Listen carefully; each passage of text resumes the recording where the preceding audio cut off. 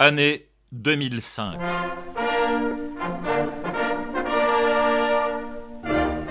Pourquoi cette messe à Saint-Nicolas me demandait hier un journaliste, peut-être en mal de quelque chose d'alléchant.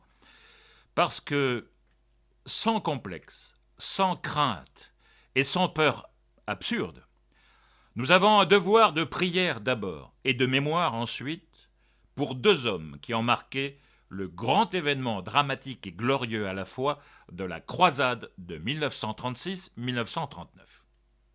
Deux hommes, Francisco Franco, José Antonio Primo de Rivera, deux hommes qui ont délivré une Espagne souffrant d'une attaque frontale, attaque contre tout ce qui a représenté de grandeur et de courage inégalable pour défendre l'essence même de la patrie, attaque contre les causes mêmes du soulèvement qui ne furent autres que la nécessité d'en terminer avec l'état d'anarchie et de dissolution de la convivence nationale, attaque contre cette vérité historique ineffaçable et impossible à nier, qui fait référence à la grande persécution religieuse par une république maçonnique et marxiste implantée en Espagne dès 1931, après des élections manipulées honteusement et cyniquement. Pourquoi cette messe ? Parce qu'il y a des noms qui font trembler de gratitude et d'émotion. On ne pourra jamais oublier, et la pensée unique ne pourra nous le faire oublier, on ne pourra jamais oublier que cette grande croisade a supposé et continue à supposer, dans les moments actuels, un déluge de grâce surnaturelle qui constitue notre force inamovible et le gage de notre victoire dans le combat que nous livrons contre les ennemis de la Sainte Religion qui prétendent conduire au chaos la France comme l'Espagne. L'enfer en 1936, c'était l'Espagne. C'était l'Espagne où un gouvernement de gauche écrasait l'Église, foulait aux pieds les principes mêmes de la religion et ne cherchait qu'une chose, extirper la religion du pays et bannir l'Église. Et, Dieu merci, la Providence fit surgir un sauveur en la personne de Franco. Et Dieu merci, il y eut dans toute l'Europe des volontaires pour faire contrepoids à l'engagement de leurs compatriotes dans les brigades internationales et lutter aux côtés de Franco. Et puis, il est important pour notre jeunesse de garder en mémoire la figure exemplaire des vertus naturelles exercées par José Antonio, je cite, guidé par l'esprit de service et de sacrifice, doué d'un sens ascétique et militaire de la vie. C'est si important pour notre jeunesse, afin qu'elle sache encore et toujours répudier la loi du nombre, le règne de l'argent, l'idéologie du progrès. C'est important qu'elle sache encore ce que c'est que faire le sacrifice de sa vie. Et José Antonio nous donne une image fidèle. Il donne la note d'un sentiment catholique de glorieuse tradition dans l'œuvre de la reconstruction nationale. Il a su donner le ton du rejet de l'individualisme, du matérialisme, le ton d'une critique forte du libéralisme et des principes de 1789, le ton d'une ferme opposition au capitalisme libéral et bourgeois, tout comme au socialisme marxiste, le ton de révolte contre la décadence et la corruption de l'Occident chrétien. Nos jeunes ne connaissent plus la trempe qui animait cet idéal de catholicité, d'hispanité, d'honneur, de poésie même. Il est donc important ainsi que cette messe ne nous fasse pas oublier ce qui sont des exemples pour notre jeunesse, que cette jeunesse puisse goûter à une vie qui est une milice qui doit être vécue, selon les propres termes de José Antonio, avec un grand esprit de service et de sacrifice. Et on est loin, on est très loin du langage de patte de guimauve, du langage d'invertébré que viennent de nous servir tout récemment les évêques espagnols. Le texte m'a révulsé au plus profond de mes convictions. On a aujourd'hui en Espagne des évêques recyclés, fruit d'une longue politique menée depuis 1958 par le Vatican.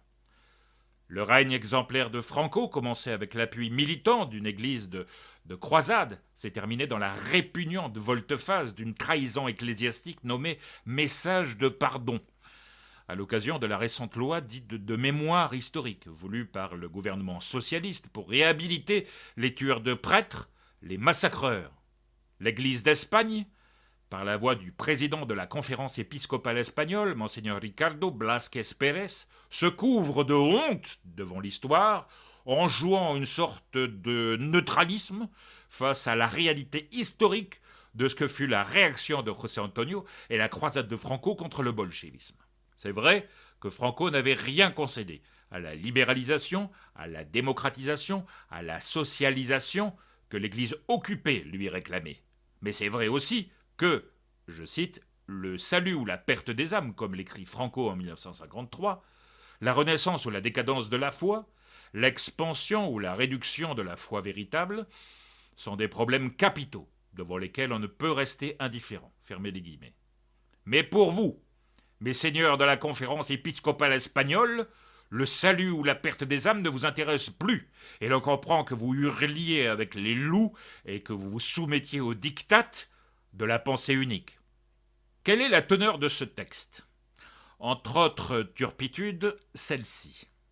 Donc je cite : « Nous ne voulons signaler aucune faute de personne dans cette tragique rupture de la convivence entre les Espagnols. Nous devons au contraire demander pardon pour tous ceux qui se sont vus impliqués dans des actions que l'Évangile réprouve, d'un côté comme de l'autre des deux fronts. Il faut étudier l'histoire pour en tirer des leçons. » Fermez les guillemets. Et alors là, c'est le bouquet. Quelles leçons ? La convivence de toutes les diversités légitimes, l'affirmation de l'identité propre de manière non agressive mais respectueuse d'autres identités, la collaboration de tous les citoyens pour construire la maison commune sur les ciments de la justice, de la paix et de la liberté. Mais monseigneur, souvenez-vous de l'Alcazar en ruine.